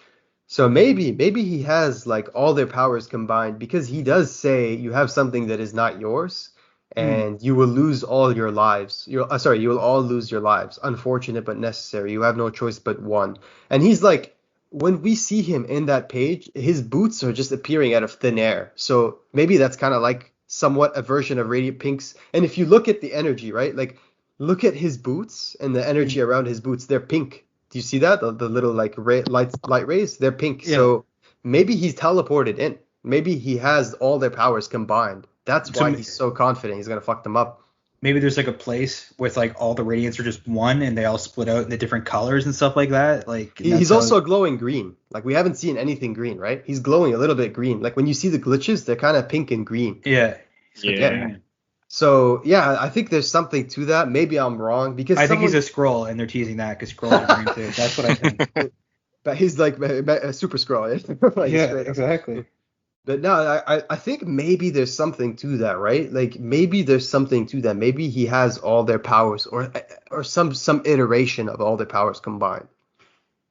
Yeah, I can see it, and that would definitely make for a massive threat. Wendell said that they tried everything. You better level up real quick because I tried everything or whatever, and it didn't work. Yeah, So it looks like we're heading that way. yeah, I just wanted to point that out. So yeah, and Radiant Black, it's been just crazy. Like, how do you even describe this? It's just cosmic awesomeness. Yeah, it's like sci-fi that's greatest. It's got like some good Green Lantern Venom vibes in it. Power Rangers for like people our age and stuff like that, basically. And not shitting on people that enjoy Power Rangers, that are like that are our age and older. Like, obviously, enjoy whatever you want, go for it. But yeah, this just feels like something that's like it's more like adult issues and stuff like that. It's not like kids in high school. It's like these are adults that have dealt with like death and like real things that people deal with. And what would happen if you just get a power? A new ability, and how would that change your life, and how would that end your life if you're Nathan? So, it's cool stuff. I was just looking at um the page you were saying about the new Radiant with all the powers. It looks like he has holsters too. Yeah, he has a gun. He has a Yeah. gun. He has two guns on his Yeah. right side. Yeah, and but like look at the mecha arm, the left arm. It's like red, and then look at the Hulk Buster a few pages above. It looks very similar. So you can basically just like one friggin' like really strong arm, like Morty style, and just like knock him out and stuff. Like you're set. Yeah, that's exactly. I don't know, man. It just looks. He has a very unique look to him, and he's also like all kinds of colors. Like he's black and white. He also has like a little bit of pink in his boots, some red in his arms. His blades have pink energy. His visor's pink. You know what I mean? Do you think that's him flying in the trailer? In like the trailer with the Crisis Couture song, where he's like flying up in the air. Is that him or Radiant Black? I have no idea, but there's a scene in the trailer, and I'm like 100% sure it's part of the fight scene where he gets a laser beam in the ass. It's like right after you see him for the first time, he just gets like a blue beam in his ass. What if that's like Nathan returning? I'm obviously exaggerating there. It could just be Marshall hitting him in the I think ass, it's a right? it's a Dan Harmon reference. Laser fire is like a big thing, Channel 101. So you never know. I think he's just a big Channel 101 fan. Yeah, but yeah, no, like we're looking at the Radio Black trailer and there's a lot to dig into, like in the trailer. There's a lot of stuff we still haven't seen. So yeah, you make a good point. Maybe there's more to that. For sure. I keep saying the sky's the limit, but we're beyond that point now. Like, it's a great sci-fi world. You can do whatever. We've got portals now. We could definitely open up wormholes. I want to see what's inside a black hole. I want to see the origins. Let's go to Oa. Let's see what's going on with these black holes. Like, there's so much cool shit in the future for this. Like, Higgins says he has like 25 issues planned out, and I believe him, and I know he's got some really cool stuff in there because he's kind of like, you're working for Marvel there, and they want you to create a new villain and stuff like that, and you've just drawn Spawn, and you're like, I'm gonna keep this to myself and maybe put it in something more awesome. And I think that's what he's done with Radiant Black and some concepts, and I'm looking forward to it. Yo, I just sent you both a message on Discord. That's a scene from the trailer. He's red there. Wait, that's him? That's him. That's him. Oh shit. Oh yeah. See, this trailer, it's been like our what's the word? Radiant Encyclopedia. Yeah. Radiant Tome. I don't know. Rosetta Stone, basically, for like trying to figure out what's going on in the book and try to like place stuff and relate and see what's going on there. Like, so far it's had stuff that's relevant to at least the first 5 issues and beyond. So they've really thought ahead, had the stuff drawn out, and it's really cool to be able to speculate and figure out what fits and stuff like that. And that's what makes me excited in a similar vein to Invincible with Radiant Black. Like, we were talking earlier about the scope of Invincible, and that the scope of Radiant Black seems to be getting bigger with each issue. But not only that, and like if you've been listening to interviews with Higgins or his appearances on podcasts or just in general wherever he speaks, he's been talking about how he has like a year or two of this planned. Like him, Basuto and Higgins have planned a large portion of this, including Acosta, obviously, and everyone involved with the book. So you think about that, and you think this guy isn't just trying to like write a fucking 15 issue maxi series or whatever. This guy's trying to write an ongoing series, a creator owned ongoing series, basically like his own kind of Invincible, but like make his own thing. It's different, but that's what I'm saying. Like how Invincible was 144 issues, this might be something like a long series with Kyle Higgins. I'm personally hoping we get at least 100 issues. I really hope so. And one way to make that happen is to show your support for this comic book series. Recently, Kyle mentioned how every issue has sold out, and part of that is because of the difficult task of threading, the world's thinnest like needle, which is trying to figure out how much to order for people and not have excess.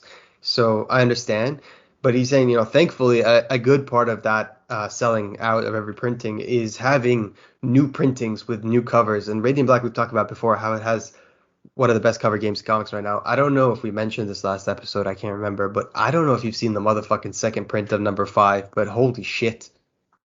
Holy shit. Which one was that? That's the Conquest homage. Oh yeah, I've seen that. Yeah, that looks sweet as amazing. hell. That looks, I mean, it's been selling out in my local comic book store. At least number 4 and 5 when I went to get them. My buddy Alan there, who's in the Discord and stuff like that, he went to go check out the issues at Subsidy Comics in Dublin, Ireland, and they were all sold out there. So that's a good sign. Yeah.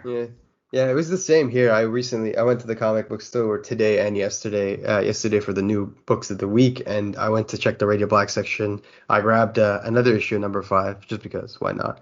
And I noticed that there was like no more number 5 on the shelf. There was a number 4, a number 3, a number 2. And last time I was in there were 4 copies of number 1, including like additional printings. They were all gone. So people are buying that shit up. It's gaining traction. Yeah, I went in there and bought like 1 through 5. Actually, I bought 3 of number 3 because I'm an idiot, but the 2 of number 3. But yeah, so other than that, that's not me buying the copies there. So it's selling well, and it's just good word of mouth, right? Like I've never heard someone say, "Oh, don't read Radiant Black, it's trash." Like it's got really good reception. Yeah, and surprisingly, I think it was a tweet from James Tynan where he recently said, what are some of your favorite non-DC Marvel comics that you look forward to the most right now? And I said like Once and Future, Firepower, Radiant Black. And when I was scrolling through the feed to see and get a sense of what other people were reading, I was pleasantly surprised and happy to see that a lot of people were suggesting Radiant Black. Yeah, it's just a great series that's radiating throughout the comic industry, just spreading some love and some good stories and some readable characters. Like it's great. Like even it's given a platform to the Unleashed for them to tell their story and get people interested in their story. Like it's got cool art, and I enjoyed that. And Marshall School of Business, even like their end stories have been amazing. Like I just love the Marshall School of Business. Can't say enough about that. Oh yeah, like that's another thing. the backup stories in this issue are awesome, and they kind of remind me of like certain small, like there were side issues of Invincible, including number 0, where every few issues were origins, and they were so cool. But this is like a cool spin-off of just like funny ass random stories. I've been really pleasantly enjoying that. I'm always looking forward to more.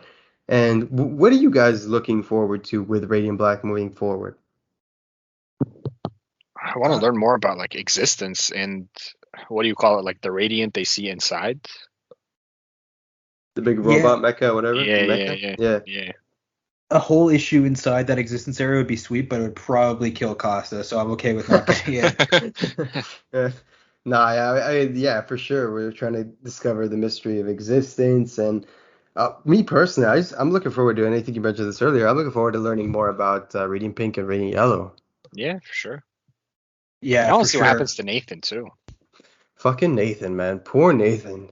I want to see if the Radiant's confused. Like, if you can see like red and if like green and blue can mix and make yellow or whatever. I had to make sure I had to like check my color wheel mentally there for a second. But yeah, it'd be cool if you could see them like mixed together, right? I mean, we've seen like Fantastic Four characters kind of merging together in like that not so great sequel there where they all became like one person. It'd be cool if they could actually. I mean, Bash, you mentioned like the Voltron thing. Like we're probably definitely gonna get giant mechs in this at some point. So I think that's in the future. We're gonna go full fusion. Oh yeah, there's that scene in the trailer as well towards the very end where he's in space and he almost like merges into the mecha and just unleashes like a cosmic explosion. And I'm just like, God damn, I want to see this, like some singularity shit. I want to see that. And yeah, no, there's just so much to look forward to. And whenever we think we're on the hint of if something, or we caught a whiff of something, we're just wrong. So, and it's wrong in the best way possible, and I love that. So yeah, like there's so much to look forward to with Radiant Black. And do we, moving forward, Radiant Black is going to, we already said the first few years planned out. Where do you think it's going to go after we deal with Glitchy Guy? Or but yeah, who do we think Glitch Guy is? I have no idea. I mean, maybe they'll take the form of Nathan just to fuck with people if he can project an image. That I think that'd be really cool. And what if it's Kathy? I was just about to say that. I was like, maybe it's Kathy, yeah. I mean, I've been the biggest Kathy truther on that podcast, and she came out last month. But like, that'd be wild. That'd be like, what if it's Kathy? She showed up to the hospital to finish the job. God damn it! Get the pillow over there, and then I mean, like again, we go back to Scrolls, but it could just be like the scene on the freaking subway in the Captain Marvel movie where she sees the old lady there. Oh yeah, I forgot about that. Yeah, no wonder people hate Captain Marvel. We got her beating old ladies and stuff. God damn it. At least Stanley got. I say this as a big Captain Marvel fan. I'm pretty sure I'm like one of the few people locally who still buys the Captain Marvel comic. I love that shit. But yeah, let's talk briefly about Ordinary Gods before we wrap this up. But Ordinary Gods, and I know you both haven't read yet, so I'm not gonna bring it up. But I just want to say first of all, thank you to Higgins, because I literally, with no expectations, seriously, I just let out a tweet did I let out a tweet? No, I tweeted out. I didn't let out a tweet. I tweeted out. I didn't let it out. I tweeted out. I was gonna say something like I should have said. Yeah, I'm glad you did. I tweeted out that I was super excited to read Ordinary Gods by Kyle, by Felipe, by everyone involved in the book, Clayton Cowles, and who's doing the inking on the book? Can't remember. Anyway, I was really excited for Ordinary Gods, and I just wanted to say that on Twitter, and I tweeted out that I can't wait to go to my local comic book store, pick up the new issue 1 of Ordinary Gods. It's top of my read list. I can't wait to get to it. Next thing I know, a Higgins just slides into my DM and sends me issue 1 and 2 in a Dropbox. And first of all, I just want to say thank you so much, Kyle. Thank you so much. I really wasn't expecting anything, and I really appreciate that. Yeah, what a baller. Oh yeah, like seriously. And he did it to a lot of people. Like he sent out a tweet earlier last week. It was like, friends, fellow creators, anyone who wants to check out Ordinary Gods, tweet at me. I'll send it to you. And I was like, I thought it just meant for like, friends and creators. I didn't know like us, like, us followers, I guess. We could have a chance to get access to that. But I sent out a tweet at a completely different time, just saying I was so excited to read this, and he sent it to me, and I read issue 1 and 2. Holy shit! Like, I think Mara described it best in her tweet, and Walking I'm Dead gonna one? refer to it. Yeah, exactly. Where she said it's the age of Higgins, and I'm like, fuck, it is the age of Higgins. Like, seriously, like, check out Ordinary Gods. Check it out before it's gone. Before It's already issue got number like a one's cool done. way you call it DOGs and stuff like that. And it sounds dope as hell. Like Dude, it's first of all, you're right. Like, that's amazing. Wow, I can't even believe I hadn't thought about that. And yes, not just I'm sorry, I'm just overwhelmed with excitement right now. Issue number 1 was fucking crazy. Issue number 2, like the ending of issue number 2 had, like, I had to pick up my jaw from the floor because it was fucking crazy. It was like I don't want to say like kind of Radiant Black like issue 4 level like kind of reveal, but the reveal was fucking nuts. Like, it was like crazy. Like, I was just like sold on the whole series at that point. Issue number 1 was fantastic. Issue number 2 had me like, give me more now. Like that scene in Loki where he tosses the fucking glass on the ground. He's like, more. That was my reaction. I just wanted more. No, seriously. Ordinary Gods is amazing. Like, I don't think I wasn't sure what I was in for, because the solicits, like, there was a lot going on. There's like, this is about this and this. I'm like, okay. But once I read it, holy shit. And massive, massive respect and regards to Kyle Higgins. They sold us another oversized issue in Ordinary Gods number 1 with extra pages, but they only charged us $4. Guys, Marvel would look for any excuse to charge $5 for a number 1 for those 2 extra pages. Image is by the people for the people, man. Like, they're fantastic. Fantastic. And this was a $4 issue, and the same with Radiant Black number 5, which had like 4 to 8 extra pages or something. I can't remember exactly how it was, but it had some extra pages by Marcelo Costa, no less. And they charged us only $4 for the book. Seriously, those things do not go unnoticed. Thank you. Yeah, definitely. And I'm excited. I'll probably check it out tonight after this podcast. But yeah, it looks pretty sweet. I read the preview in Geiger, and I dug it. Like, Higgins has me sold after Radiant Black. I see his name attached. I'm instantly interested in what's being, in the series. I think he's a great it's writer. fucking intense, dude. Like, the issue starts out like a fucking John Wick scene. Seriously, like, it's intense. I'm just, like, when I was reading it, I was like, this shit just starts gas full on pedal, like full on, like, forward. It doesn't give you a second to breathe. It's just straight up fast paced insanity, and I'm just like, holy shit, this that. You're gonna, like, I think you're gonna love it, honestly. Yeah, everything you've recommended to me, I've enjoyed. So yeah, definitely gonna check it out.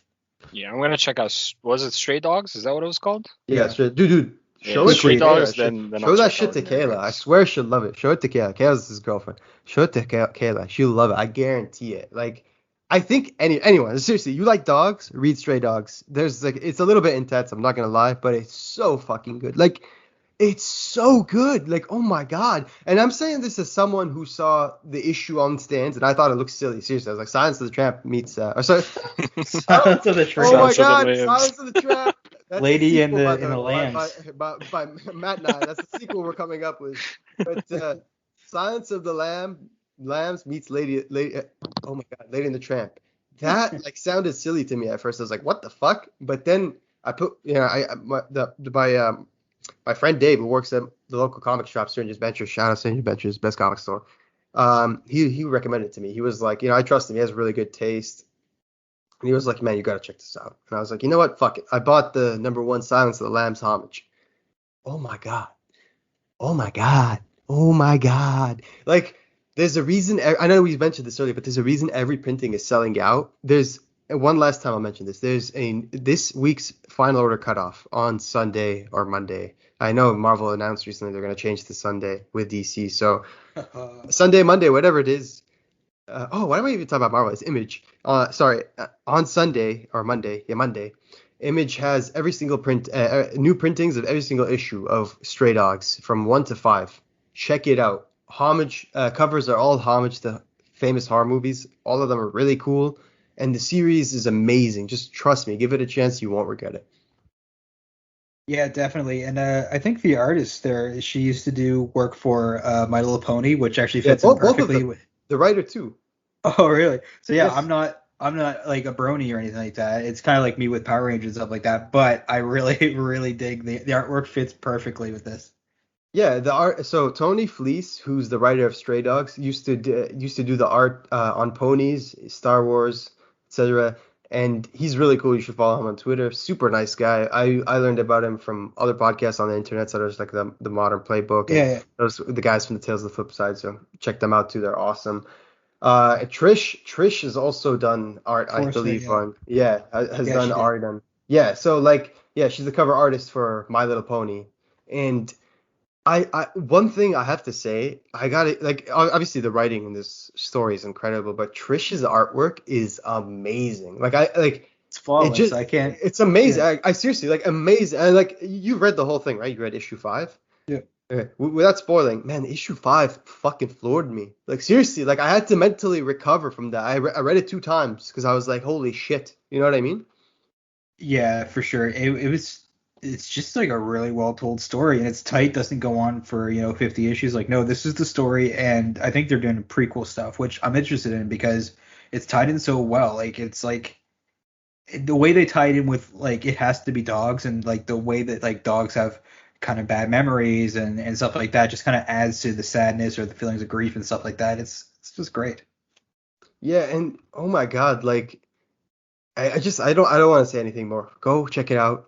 Trust me, you'll love it. It's fucking wild. It's insane, and it's definitely worth reading. And for those of you that don't like to buy, many issues, or whatever, it's very short. It's only 5 issues. The whole thing's already out. It's completed. It's a 5 issue miniseries. Seriously amazing. Yeah, if you liked it, tweet at us and let us know if you took a recommendation, if you liked it, for sure. We love hearing stuff like that. Tweet at Tony and tell him how awesome it is. So he'll tweet back at you with a gif of a dog just rolling in their bills. That's literally what he sent me earlier today, and it made my day.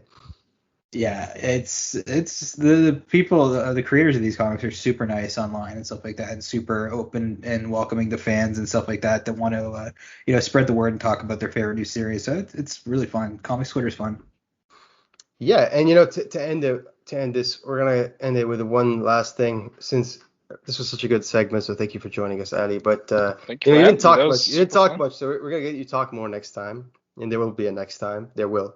And this time, Whether you like it or not, uh, there will be a next yeah, there will be. And this time, we're gonna end it this way. I'm gonna ask the three of myself included, so the two of you and myself, uh, for a recommendation for a comic book series that you would recommend to readers, new readers. It could be one of the ones we discussed already. So if you want to say like Firepower, Radiant Black, Invincible, whatever, that's fine. You Okay. can do that. For me, I'm going to recommend Seven Secrets by Tom Taylor and Danielle Dinduculo. I think that's an amazing series. It's wild. It's about this Seven order. Secrets. Yeah. I mean, literally, that's literally what it's about. But it's about, and by Walter Baiamonte. I'm sorry, I forgot to mention that. But yeah, it's just about these secrets that are literally world changing, and there's this order that has been protecting these secrets since like the establishment of civilization as we know it. But yeah, if you haven't checked out Seven Secrets, it's got great artwork. It's got really good writing. If you're a fan of Tom Taylor, you're gonna like it. And Boom Studios, they're not one to be, they're one Don't to take look them up. lightly. Yeah. Yeah, don't take them lightly because they've got some really, really good titles. I'm pretty sure everybody knows about Something's Killing the Children, Department of Truth. Department of Truth, Image. I'm You're sorry. gonna name Everyone my knows. pick if you keep Yeah. going down that road. So. Everyone knows Something's Killing the Children, right? So yeah, I'll let you guys take it from here. Check out Seven Secrets. Check out Stray Dogs, please. All right, Uh, I stand by your Seven Secrets recommendation. That's a sick ass series. For me, I've got to go with Ice Cream Man. It's anthology horror, so you can pick it up whenever, but there is kind of like a grander narrative going on. But it's so good. They're at like issue what 20? They're at 6 volumes now, so it's like what 24, 25 issues are out, and it's fantastic. It's written by W. Maxwell Prince and the art by Martin Morazzo. Like it's kind of unsettling and stuff like that. It fits It's perfectly. kind of unsettling. That's bullshit. It's super unsettling. Yeah, yeah, and Chris O'Halloran works on it too. It's just I like anthology horror. I grew up on Freaky Stories and Tales from the Crypt, so like It's got those stories. Like the first issue is kind of a weird pick, kind of like how Black Mirror's first episode involves like the pig. I'm like, that's an interesting one. It's not quite as interesting a choice as Black Mirror's first episode, but it's a cool little story, and just the overarching narrative, and the Ice Cream Man himself is just so creepy, and they play on like the like the white hat traditionally being like the good guy, and like white and black representing good and evil and stuff like that. They kind of like twisted that a little bit. I love it. And the fourth one with like the musician guy who kind of like he only wrote a one hit wonder and was trying to like get that hit again. I think that's probably one of my favorite ones. It might be my favorite. Like it's so good. It's like nice little depressing stories and stuff like that, but it's just good stuff. It's like going it's like going to the Ice Cream Man and then you get like a cone full of spiders. It's scary as hell. You don't know how the hell it happened, but you can't be that pissed. Super deep, eh? That was a really Super deep shitty comic. recommendation. Yeah. Yeah, that's a good one. I mean, just to motivate listeners further, the overwhelming success of Ice Cream Man actually spawned a spin-off series called Ha Ha, which is on its final issue now. It's a 6-issue miniseries, and that one's also been really good, right? Yeah, I actually got my haha Trump variant today, the one with like Trump as the clown. I forget what his actual like clown title is, but yeah, that's a really well done cover. So yeah, no, haha is pretty sweet. I actually have to catch up on that, and Hoo Hoo is going to be a really good follow up. No, I don't. No, Ha Ha is fucking depressing. It's good, but it's depressing. It always makes me it's like hits me in the gut hard, and I always feel sad afterwards. You got to But go in to the like right in a place. good way. Yeah. Oh yeah. For Yeah. me, I'll have to say Firepower. It's not that long. It's only 12 issues right now, and from the art, the dialogue, it just hooks you in, and you can't go wrong with Kirkman. Come on. For sure. Can't go Yeah. wrong. Kirkman and Kung Fu now. Like, come on. Yeah, who would have thought? Yeah, of those like all three of those recommendations are sweet. Like I love those ones, and they're like the top of my list when I go to when it's new comic book day. So yeah, Firepower. I mean, we talked for like a good like 40 minutes at least about how great Firepower is. Yeah, check that out if you haven't already, and if you've listened to the spoilers, yeah, Firepower is where it's at. Get the prelude first. Yeah. Yeah, get the fucking don't elude the prelude, okay? Do not elude the prelude. Start with matches before you get the flamethrower. Like just rock with the prelude for a little bit, have fun with it, enjoy it. I bought the prelude too. I've got like the first like I bought like a bundle with like the prelude and like the first like 4 or 5 issues. It's strange. It's good. Then I got yeah, you know, speaking on this, let's talk for a little bit longer. Now that we're done all the bullshit, let's just talk, okay? Let's just talk. We went through our analysis, now we're gonna talk bullshit. Man, what the fuck was it trying to find one of those Firepower one per store? First of all, look, this is a one per store comic book. And let me explain why. I'm a collector at heart. Like, seriously, I love reading comics. I love collecting. I fucking love comics. Like, in case it's not clear, I fucking love comics, right? Like, all of it. All comics. All sideways, inside, on top, underneath, all comics. And, you know, I've been going to conventions since as long as I could. Seriously. And so if the hobby for me, it doesn't just come from reading, it comes from collecting too. I really do collect all this shit. I've been collecting the Invincible run since January. I have 5 issues that I'm missing. Seriously, single issue. I'm not like one of those blessed people who was able to pick up on the series, because I was like young when the series first came out. 2002, I was like 7 or 8 years old, right? Like I was a baby, and I wasn't able to read that shit. There were no comics where I'm from, so I didn't have the blessing of being able to buy, and Ali knows exactly what I'm talking about. This motherfucker Ali. Even if you could, it would have been censored. Yeah, so I'm from Kuwait. That's in the Middle East, and Ali's from Egypt. And Yeah. I shit you not. When Ali used to go to Egypt, I used to give him a list of comics I would want, and he used to literally go buy them for me. I'm not kidding. Like, I'd give him money. Because there's obviously. less censorship. Because there was a store Yeah. there. No, there's no in Kuwait. There's no stores. There's bookstores that if you're lucky they might order some comics, but every single comic in Kuwait got stamped. There's like a stamp with the price. Yes. They don't. It's either a stamp or they put those fucking price stickers. So it's like and free put them comic book on the day book. every day. Exactly. Man, like I used to still buy them. Obviously, I was in love as a kid. I used to still buy them, but I hated that fucking stamp as a collector. And the funny thing was that if you know your shit as a collector, most of the issues they used to get in these bookstores were newsstand issues, and newsstand issues are extremely rare, like extremely rare in the print count compared to in the 2000s compared to back in the day in the 70s and the 80s where they were higher and higher. So to have them stamp the newsstand copies, that pissed me off. Okay, like I would literally ask them, "Do you have non-stamped copies?" They're like, "No, we stamp them all to price them." So I'm a collector, right? And I used to, I remember. Do you remember what it's like? Remember? Yeah, it sucked. It really No, but do wasn't. you It remember really the wasn't list fun. I would tell you? Do you remember you used to go to Egypt? Like how No, amazing no, it I was. remember that. I'm just saying, Yeah. like getting comics in general back home was a difficult task, or you had to like wait till, like you said, someone left the country so that they can get it for you. It was like Nice. it's like something we look forward. Like, do you remember like It was like a how? once or twice a year Yeah, trip, exactly, Like it wasn't like, exactly. oh, it's this week, something new came out, Just I can go grab it at the store. No, you had to wait like till your parents are going on vacation, and it was like planned out too. so you're someone who like loves comics. I'm someone who loves comics, and someone just going into a comic book store, whether it's a regular occurrence or not, it's like sensory overload. Being a nerd surrounded by all these nerd amazing things, and you're just like, oh my fucking god, like oh my god, oh my god, like it's all overwhelming, right? It's amazing. It's the best feeling ever. And then imagine that only once or twice a year. So imagine how Ali feels like walking into a store, right? And he has this list from this like assholes telling him buy me this, and then he's also looking for his own shit, right? Can Yeah. you imagine? Oh Now you my can just god. walk into Midtown Comics and live Oh, your the life. funny thing is, when I was living in Boulder, Colorado, Ali visited me, and we went to Mile High together. Do you want to talk about that? Mile High was insane. It was probably the biggest one I've ever went to. The only one I've been to before that was like a local one, which are usually pretty small, or Midtown Comics in New York City.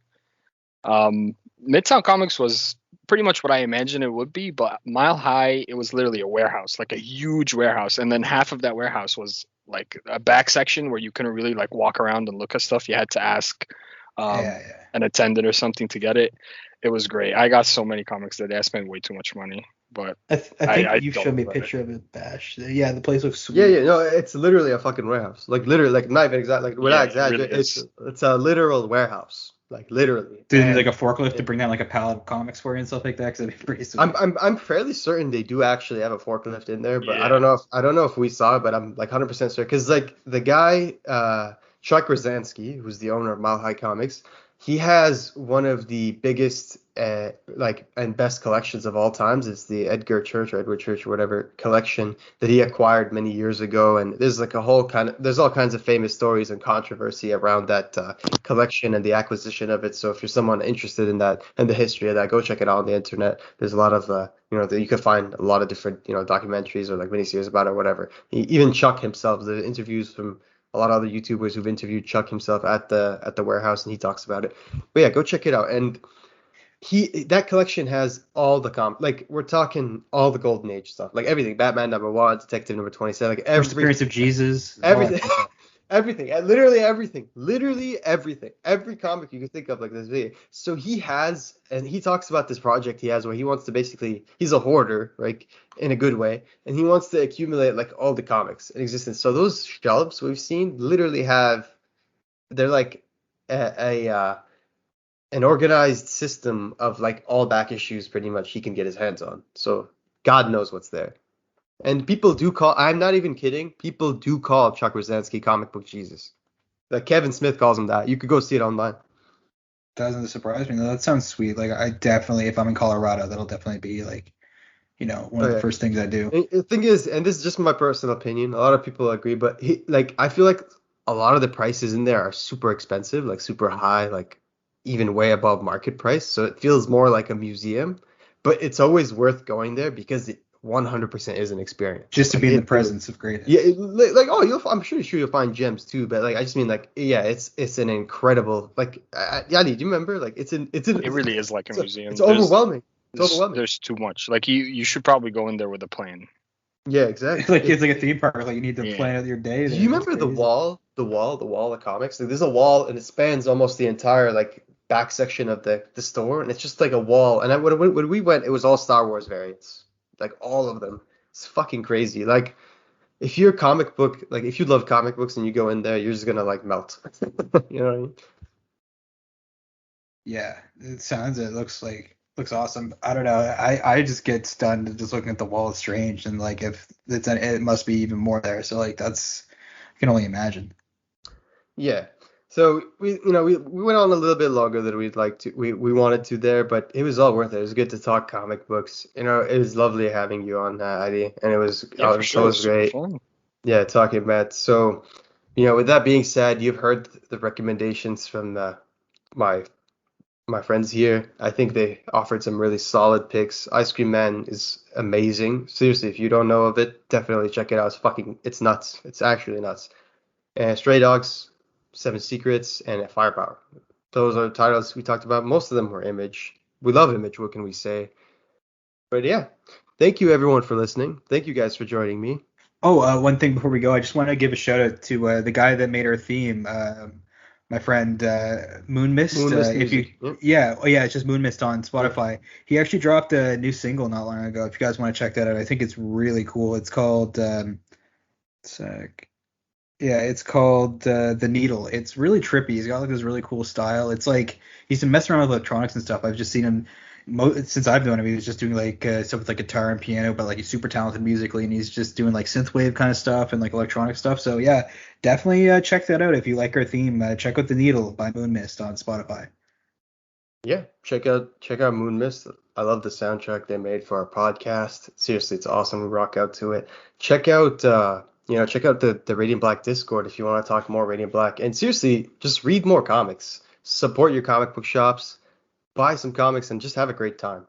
Yeah, if you're feeling like the industry, there's no ideas in Hollywood and stuff like that, go to the source and check out some comics. Trust me, you won't be. Just go to indies. If you're tired of the superhero bullshit, go to indies. Trust me, you'll be thankful. Exactly. All right, well, thank you everyone. It was great, and we'll see you next time.